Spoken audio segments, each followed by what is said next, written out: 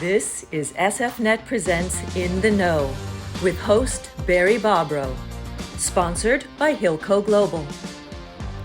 Hello, and welcome to SFNet Presents In the Know. I'm your host, Barry Bobrow, Managing Director, Head of Credit Markets for Regions Business Capital. Through these In the Know video and audio podcasts, I'll be bringing you a series of conversations with thought leaders on important topics impacting the secured lending and asset-based markets. Joining me today for what we know will be a timely update on the economy and markets is my colleague and my new best friend at Regions, Alan McKnight. As Executive Vice President and Chief Investment Officer for Regions Asset Management, Alan is responsible for the management, portfolio construction, and oversight of approximately $70 billion in assets under management and $150 billion in assets under advisement at Regions. He also serves as the Chief Spokesman for Regions on portfolio strategy, asset allocation, overall market, speaking frequently. I'm sure everybody's seen him on CNBC, Bloomberg, and others, and he writes frequently for publications such as the New York Times, Wall Street Journal, CNN Money, and others. Alan and I have collaborated on several internal projects, market updates since I joined Regions, and today we're taking our show on the air to you via the In the Know podcast. Alan, thank you so much for joining me today. It's great to be on, Barry. Thanks for having me. Hopefully It'll be a good discussion and relevant to all of your listeners. I hope so. Before we begin, I just want to make an important disclaimer on both of our behalf. Statements and opinions of individual speakers on this podcast are their own, don't necessarily reflect the opinions of Regions or the Secured Finance Network. Information provided should not be relied on or interpreted as accounting, financial planning, investment, legal, or tax advice, and references to websites or companies should not be construed as endorsements or recommendations. And you have to consult with an appropriate professional concerning your specific situation and irs.gov for current tax rules. Okay, we got that. Thank you all who are watching in advance for watching and listening. And as always, I want to point out that I welcome your feedback on today's discussion, as well as your suggestion for anything we might cover in the future. Alan, before we get to the U.S. markets, which are really your specialty, let's just talk a little bit globally. And I just want your view on how the wars in Ukraine and the Middle East are impacting the U.S. in the near term, and how do you look at it from a longer term view? Well, I think it's a critical component to how we look at the macro more broadly, because the reality is there are consistently these type of issues that flare up over time. It wasn't just over 100 years ago that Lenin invaded the Ukraine back in the late 19-teens, 1920s. We've seen this type of behavior before. And so as we think about what it means for the markets, I think it just provides a little unease. To borrow from Led Zeppelin, it's the song remains the same. So there's an unease in markets because of this. Layer in then Gaza, layer in what's happening with China relations with the United States and with the Eurozone. All those things create an unease within the markets. And I think that's what, as much as we've seen some nice returns on a year-to-date basis out of developed international markets, there still is a bit of a guardrail on that because of some of the macro right now. And it certainly makes it more challenging from a trade perspective, which ultimately is going to impact GDP. Yeah, what's interesting to me is that the markets, have been volatile because of each of these events at different times, but it really seems to be, at least, sitting here today, and it's always hard to timestamp these things, markets seem to be looking at these various issues as if they are contained or at least not contagion, and our markets are actually reacting very positively. Don't you think? Oh, 100%. I mean, you look at least the U.S. markets reaching new highs on a couple of different indices. You look at the Nikkei finally reaching a new high after really over 30 years of doldrums. The Eurozone is doing well from an equity market perspective. Even the EM world is doing well on a relative basis compared to the last couple of years. So it does look like the equity markets are looking past a lot of this macro. And if anything, I think some of it is the belief that there will be some sort of resolution through all of this, and the fact that economies haven't gone over the cliff. We haven't seen that Wile E. Coyote type of moment going over the precipice in either of these cases. Yes, it's made it more challenging. Yes, costs have gone up as it relates to transportation when you think about the Gaza situation. Yes, it's problematic from a defense spending perspective with the Eurozone and NATO, but the underlying GDP growth is still there. And I think that's what the markets keep pivoting back to of, okay, we don't like this, but let's look at the data. Yeah. You mentioned China briefly, but I just wanted to drill down on that for a minute because that's such a large factor in the global economy. But the slowing of the Chinese economy has gotten a lot of press. And Europe also has a much higher inflation and slower growth than the U.S. What's your outlook for the major economies? Take them maybe one at a time outside of the U.S. and how it might come back in and affect the U.S. market or in the near term. Certainly. Well, you nailed the first one, which is China. Given the size of the Chinese economy, which is second only to the United States, you see the continued slowdown there, and you see some of the problems associated with real estate, whether it be on the multifamily side, on the single family side, or, and probably most importantly for a lot of places, the commercial side. So each of those categories is going to be a problem for China. I was just actually with an old friend who runs an asset management shop over there, and we were talking about that, and he noted just the pronounced slowdown that is going on. Now, all of that said, they're still putting up decent numbers from a GDP perspective. It's slower than what it had been, say, 5-10 years ago. But if they're able to do an excess of 4% GDP growth versus the rest of the world, that's pretty solid. And so we know there's going to be a lot more noise in those numbers. We recognize that just from a demographic perspective, China is going to slow down. The one-child policy made a huge impact on their demographic future and the runway that they have in terms of their ability to continue to maintain the sort of social safety net that they've had. So that's going to be a challenge for them. The silvering of the globe is very real for China. So growth is probably still above average from a global perspective, but still slowing down. When you look at the Eurozone, we've been pleased to see that growth has actually held up pretty well, all things considered. When you think about inflation, you think about the Ukraine situation, you think about their demographic challenges, and yet it's still below. It's interesting the you US. say that because I mean, a year ago we were really worried globally about the impact of the loss of the gas and what it might mean for the industry in Germany and Central Europe, and it just seems to have moved right past that. Well, they couldn't have asked for a better time to have a warm winter, quite honestly. So it worked out pretty well. Sometimes better to be lucky than smart, but it worked out well from a weather perspective. But nevertheless, they have to figure out how to manage through the lack of supply that they have in the core Eurozone area. They also have to navigate through what does defense spending look like.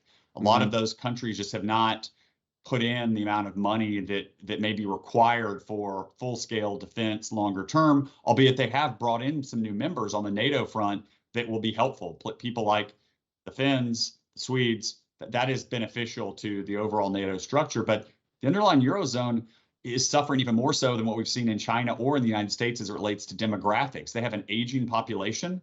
They are not at replacement value in terms of the number of births per female. And ultimately, that is a real challenge, particularly in light of the level of social safety net that they have had historically. And how do you manage through that?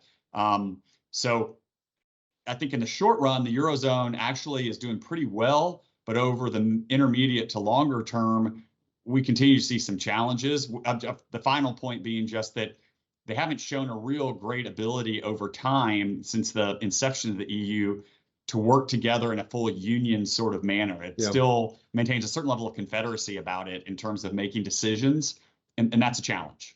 Well, we could have a much longer discussion about the structure of it and how they manage their fiscal policy. But it is, I just, very selfishly, it's a great time to go traveling there. The dollar is very strong. What's your thought on does that continue just because of the differential economic growth rates and interest rates? I think it is. I think that's what they're banking on to a certain extent. I think that's why you see a lot of those countries really playing up the tourism aspect of what they have. I mean, if you look at the data come out at least last summer out of the southern Eurozone, when you look at Italy, Greece, Spain, huge uptick in terms of tourism numbers there. To your exact point, the math of it is such an advantage for someone coming from outside the Eurozone in terms of the cost associated with it. And so I think that remains, other than the airfare, which is really driven by. That's right. But again, I just think that's beneficial, but I don't think that's a long-term solution. I think Germany's working a lot of things right now in terms of their ability to get back in the fray as it relates to manufacturing. They've seen a bit of a slowdown there, but they're seeing some improvement. But we need to see more of that replicated around the EU. Interesting. Well, okay, so let's we covered the rest of the world. Let's get selfish here and talk about the United States. But we talked about this before coming on. That it's hard to timestamp these because things go stale. But this week was pretty stunning. All of a sudden, the market realized that it was possibly the inflation numbers came in a little bit lower, just a little bit, but lower for the first time in a while than expectations. Now the treasuries are rallying, the equity markets are all hitting new records. Give us your take on this week's news, and is it just are we going to see up and down, or do you think there's something more substantial to it? Well, I think when we started the year, we thought we could have a decent year in risk markets. So that's everything from equities across the board, even on more the credit side and spread product side and fixed income. By no means did we think it was going to be the level of rally that we've seen year to date. It's been across the board in terms of the U.S. markets doing well. And I think as we've looked at it, what we've taken from all of this is that we've moved more from the economics to earnings. So the economic aspect of it was you have the Fed, who's moved from 6 cuts to 2 cuts, at least based on how they're telegraphing it and how the futures market is thinking about it. But thankfully, as that occurred and we saw that pullback back in April, earnings started to come in and were better than expected. So the S&P 500 is really rallied coming around that, because as we've had companies coming out and executive teams talking about the pipeline for the rest of the year and next year, it's been pretty positive. Now, we've had some isolated events and some industries where things aren't going as well, but across the board, when you look at the S&P 500 and you look at equity markets in the U.S., it's been a pretty good earnings season. So we've almost made that transition from economics and FOMC to earnings, and I think that's what's really putting the tailwind behind this. But anytime you get this type of quick move and such a huge rally, it makes us a little bit more circumspect. And when vol is down as low, has come down so much, again, it gives you a bit of pause around how can we sustain this over the next 5 to 7 months of the year. Yeah, that's right. We still have a lot of months left in the year. What is our region's official policy on Fed policy? View on Fed policy, yield curve normalization? How are you looking at it right now? So right now we anticipate 2 cuts, albeit the closer we get to the election, we think it's going to be very difficult for the Fed to get those in, just because when you listen to Chairman Powell earlier this week talking about sufficiently restrictive and wanting to see more data before feeling compelled to make a cut, that makes sense to us. It's what we've talked about all year. It's what we talked about at the end of last year, that the FOMC really needed to see more data before they were going to go out and start making material cuts. But the closer you get to the elections, the harder it is to pull that off without there being some noise around from either side of the political spectrum calling doubt on why it was done. And so I think that's part of this, is that while they're not a political body, they are still going to get a lot of commentary coming out if they make a decision moving into the election. So I think they would prefer to try to get it, if they're going to do it, get it done in ample time before that, or wait until after the election. Yeah, I mean, we still have an inverted curve, part of it anyway. Right. So what is that telling us about recession risk at this point? It's interesting. We had a similar question for a large event the other day, and it was asked about what does that tell us and how often the inverted yield curve had been a predictor of a recession. We think of it more as a coincident indicator, in that it happens at the same time. Historically, when the Fed has had to raise rates the way that it did, it has caused the economy to slow down to a level which then was commensurate with a recession starting off. But the economy's been so resilient. And when you think about the cost of capital right now, so you have a Fed funds rate that's over 5%. Relative to history, that's not that high. Right. So yes, it's really high important compared to where we were 3 years ago, 5 years ago, but you go back a decade, 15, 20 years ago, roughly 5.5% is just not that high. And so I guess that's part of it. I think the economy's been able to withstand this without it forcing a recession, which is a bit of an anomaly, but really more predicated on how strong the economy has been, and the fact that the cost of capital on an absolute basis is still pretty low compared to history. Yeah.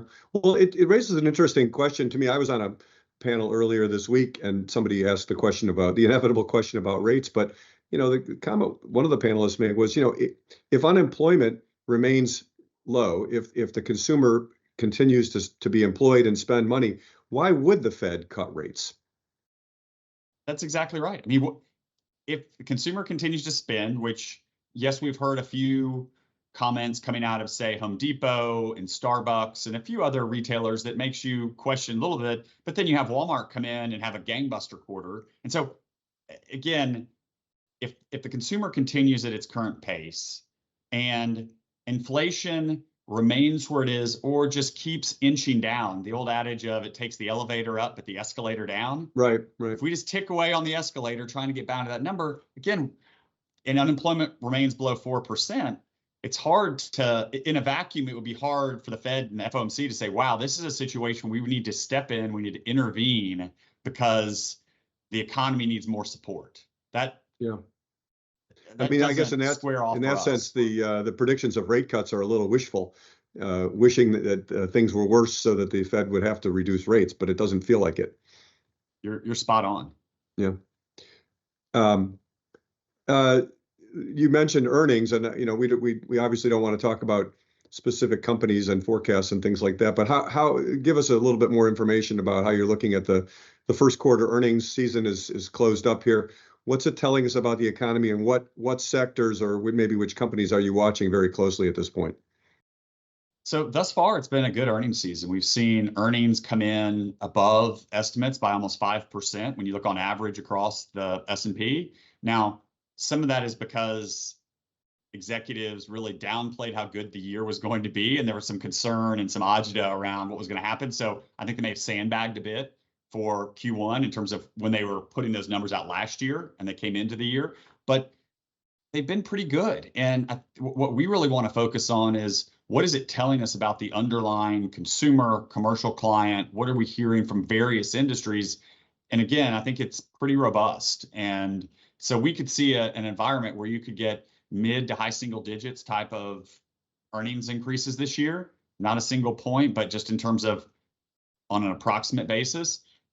That doesn't drive valuations materially higher, but it should be able to maintain valuations roughly where they are when you think about the S&P. We're already at an above average valuation level, so it's not going to drive, unless we see a real uptick in Q2 and Q3, which is not our base case. It's hard to envision valuations moving materially higher, but you almost grow into the valuation if earnings continue to be a little bit better than expected, and that's interesting. Positive. Yeah. Alan, we are in an election year. It's in full swing, even though the conventions haven't been held yet. The political spend is just starting to ramp up. What's your thought on how the economy and maybe policy a little bit too moves this year, given the election focus, and how do you think it plays out this year? So one of the things that we've been watching is the fact that, speaking to the U.S. consumer, is that the low income consumer has been very much penalized with higher for longer inflation. So when you look at spending for low income consumers, it's really been curtailed. And that's because so much of their wages go to paying rent, gas, and food. So yes, core inflation is slowly coming down, but low income consumers are paying so much of their total wage to those components that they don't have as much discretionary spend. That becomes problematic to your question as it relates to the election, because those individuals, while the economy as a whole is growing and higher and middle income consumers feel good because the market's doing well, the lower income consumer don't own the same level of assets. So they're sitting there scratching their head, feeling like things aren't that great. And that's one of the reasons why we believe consumer confidence has remained subdued, because it's almost the average consumer in the US, and skewing a little bit lower income, does not feel like things are great right now, even though employment is high and they're on pretty good footing as it relates to debt. They don't feel as good about their future state. So that comes into the election with them being a bit of a question mark in terms of how they're going to vote and what that may mean for the different parties in terms of their ability to speak to those individuals and really bring them on board as we go into the election cycle. I don't think we've seen a real, at least from the polls that we've looked at and talking to our policy folks, I don't think it's real clear what that translates into at this point, into who wins that game, if you will, from a political perspective. But that's the group of citizens and consumers who we are watching, because they're feeling the pain more than anyone else. Yeah, very interesting. It's the problem with averages is there's nobody who's average. That's You've got right. people If you've met one average person, wealth you've met that's one average person. appreciating, and people who have no savings who are having trouble meeting their 100%. paychecks. Yeah. Um, uh, let's flip over to real estate for a minute. It's the focus of discussion, around the banks. But I think generally, the commercial real estate. I just want to get some thoughts from you on how does that stage out? Forget residential first. I'll come back to that. But commercial real estate seems like a bit of a barbell too. That the newer buildings, the better amenitized, are doing okay. There's still construction in every city I go visit, but the overhang of real estate is really a drag on CMBS, on bank balance sheets. How does that play out? How bad does it look to you, and how does it play out? Well, let me think about three real points. One, to your great point, it's very much regional in terms of where we sit from a commercial real estate perspective. So things look very different if you're in Tampa, or you're in Atlanta, where I reside, or Nashville, or Austin, or Dallas, versus if you're in Chicago, or Boston, or Seattle. Not to pick out those three as being negative, but just in terms of the overall and underlying trends associated with certain parts of the country, the growth areas of the U.S. are receiving still a fair amount of capital in terms of growth of commercial. It's not perfect, but it looks a lot better in those areas. Two, the banks have actually done a pretty good job over the last 5 to 10 years in terms of being restrained on the commercial real estate front. It doesn't mean that there aren't some idiosyncratic risks out there, and there are certain institutions that we've already seen have gotten over their skis, and there are likely some others that might. But when you think about the banking system more broadly, it's in pretty good shape as it relates to commercial real estate. Now, one challenge is going to be as we start to see mark-to-markets come more in line with reality. What we've seen is a lot of lenders and a lot of owners of buildings have been really slow to mark their assets down. Not surprisingly, they really want to wait until they have to or are forced to mark those things to market, or a more reasonable market value, in our opinion. So that is a challenge, but on the whole, we think the banking sector is in pretty good shape as it relates to their commercial real estate exposure. Doesn't mean everyone, but on average, to your point earlier. So the losses, if they're not in the banking sector, the losses are out in the shadow banks, in the structured vehicles, and the REITs, and the CMBS, right? I mean, there's certainly losses to occur. Yeah. Well, and that's what I would say is that that's the third point, which is private credit, private shadow banking groups. The institutional investors who are in those funds and in those entities are the ones who are really going to bear the brunt of a lot of this. That sector, the broad sort of shadow banking system, but really just this private real estate, private credit type of market that owns a lot of this, they're the ones who are going to feel, we think, the most pain. Now, the good thing about that is twofold. One, that really is borne by those investors. So we don't think that's a systemic issue. That's more of on a per investor basis in terms of their exposure to those assets. So bad returns, markdowns in terms of their asset base, whether it's a pension, a large endowment, whatever that may be. So it is punitive, but it does hit more of those entities rather than broadly the system. And then secondly, the aspect is there's more money in private credit than we've ever seen. And we do think markets clear. So because of the sheer amount of money that is sitting on the sidelines right now that has been waiting for the real crack to occur, we do think there'll be some money that comes in. So you have losses on one side of the ledger of some institutions having to take them, but then you also have some new capital coming in that says, if I can buy this for 60 cents on the dollar, 40 cents on the, whatever that number is. It's a really interesting point, just to follow up on it. I mean, the banks tend to take their losses over time and stage them. That's just the way banks operate. But the private debt, I mean, it maybe not immediate mark to market, but it's real time. And so do you think that we've actually seen that play out so that there's enough of a bottom that there's a distressed money looking to come in and build it back up? I think there is. But to your point, how quickly it happens and how painful it is the $1 trillion question. Because I think the money is out there, but as with all transactions, the clearing mechanism there can be a spread between those two. So the ones on the one side of the ledger that would say, gosh, I'd like to sell it to you for 70 cents. They may be only getting a bid of 50 right now. So I think that's going to take a little time. And as that unfolds, I do think that's going to bring some volatility to the markets and bring some unease, because a few of those transactions, particularly if they're big, will create some unease in the markets. And, again, I don't think it's systemic, but that doesn't mean that markets don't suffer in the short run, but as some of those transactions come out. Yeah. Alan, I want to focus for a minute on the corporate debt side. There's certainly been brisk activity in the high yield market this year, especially since rates flattened and maybe expectations they may be coming down. But there's a lot of companies that have bonds that have maturities in 26, 27, 28 that have been, if they had to mark them to market right now, they would pay a lot more interest. Do you think that we see distress coming out as those companies, as that debt starts to it has to come back to market at some point? So we don't think there'll necessarily be a system-wide distress, but we do think on a per company basis, and depending on what the industry you're in, you're paying more. Spreads are going to widen. So whether it be on the full high yield side, or maybe even some on the investment grade side, people are going to have to pay more for the capital. And so I think it's going to very much depend on the industry and the sector as to how much that spread widens. But to your point, we do have these maturities that are coming out over a 3-year period, and they're going to have to refinance it. And so I do think that's going to be a challenge.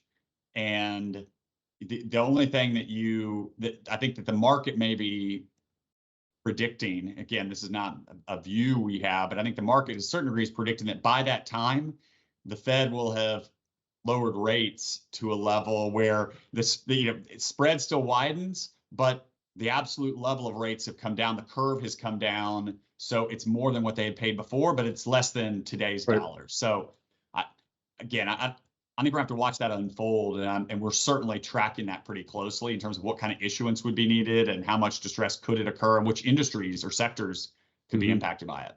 Any clues as to which industries you're really looking at the hardest? Well, I think I'll say broadly speaking, those industries and sectors where they have not seen operating margins hold up as well in a higher inflation for longer environment. I think those are the ones where if they continue to see margin erosion, those are the ones. And so margin erosion coupled with unsustainably high debt levels. And in some of those cases too, that's outside of the public markets. That's more private market companies that were taken private at a time when rates were really low. And now they're going to have to they put way too much on the balance sheet, and that's going to be a challenge. Now, the other thing we watch though is if we see it, you could see at that same time, you see those companies having to come back to market. And in some cases, they may just need to get sold. So the benefit could be with the economy slowing and companies looking for growth, there may be some opportunities at the corporate M&A side to say, look, I want to pick up a niche business. I'm going to pay less than I would have when they took it private 4 years ago. So I do think there's still a lot of money out there, not just on the private credit side, but just in private equity more broadly in terms of looking for deals. And that money's not being passed back to the underlying LPs. They'd rather not. Yeah, for sure. Yeah. Well, it's interesting. One of the leading indicator of M&A activity is the equity markets. The higher the equity markets, the more people feel like we can use our currency to go do something. So do you think that the run up here this year leads to, because it's been kind of a slow period for M&A? Do you think that we see more because of that? I think we could, although this whole sentiment thing is a bit of an overhang of people not wanting to do almost anything, even though they feel like, given equity, so the equity prices are better, but the debt prices are higher. So it's almost the trade-off of like, wow, I can go use my equity for a deal, but if I have to fund part of it with debt, I'm not so excited about having to pay those rates. Coupled with the fact that I think part of the restraint has been that cash is now generating a return again. So a lot of CFOs and treasurers are saying, if I can go out and make 5+% just sitting and waiting, maybe I do that for a little bit longer and see how these things play out, and maybe I can get a deal later on. But I'm actually generating the real return every time inflation ticks down and rates stay where they are. My real return gets better. So that's pretty solid. Yeah. Last question. You're good at looking around the corner. So what are you looking at that nobody's talking about just yet? Give us a clue. Well, as a former colleague used to say, it's the light at the end of the tunnel, and you hope it's not a train coming. But I think that what we're really tracking on is one of the things I mentioned earlier, which is the U.S. consumer, and thinking about, okay, we know low-income consumers been hit. How much of what we're hearing from retailers right now is more idiosyncratic in their challenges versus a broad slowdown in spending?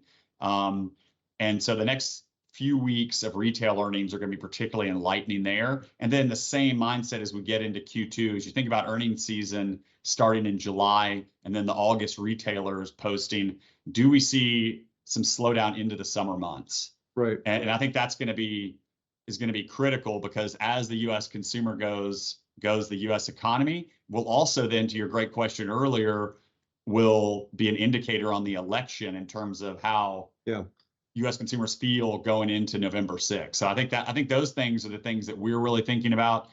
The other one, it's your question at the outset, is there's a lot of macro going on. I mean, in terms of headwinds and some challenges there. Right now, it hasn't been enough to derail the global economy. But we also know there are a couple of those things that if they tilt the wrong way, and you have you could have it. It's the low probability but really high impact situation. No, it's interesting because the volatility is low, but it could become very high in a hurry. There's people on edge watching. Look at what happened this week. Markets rally because of just a minuscule beat on the consumer price index. What if it went the other way? Would we get some big sell-off? Probably. Well, you think about, to that end, you think about what's happening in Gaza right now, and it could go either way. I mean, in terms of if things were to go,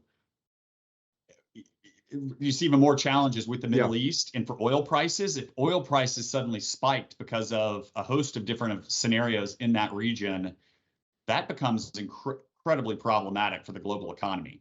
Or if it pulls in some other players into that. That's the sort of thing that you wake up 4 a.m. and you find that out, and it just happened. To your point, I don't anticipate that happening, but if it did, it would have a huge impact on the global economy and global markets. And to your point, volatility's been restrained. Those type of things, you could see a real pop in vol coming out of that. Yeah. Alan, thank you so much for joining today on In the Know. Thank you to Secured Finance Network, SFNet, for organizing and sponsoring all this, and thanks to Hilco Global for their continued support of the podcast. And keep those cards and letters coming in. And Alan, look to have you back in the future. We can see if we were right. I love it. It's been an absolute pleasure, Barry. Loved being on today, and you always have such great questions. So thoroughly enjoyed it. All right, thanks, Alan.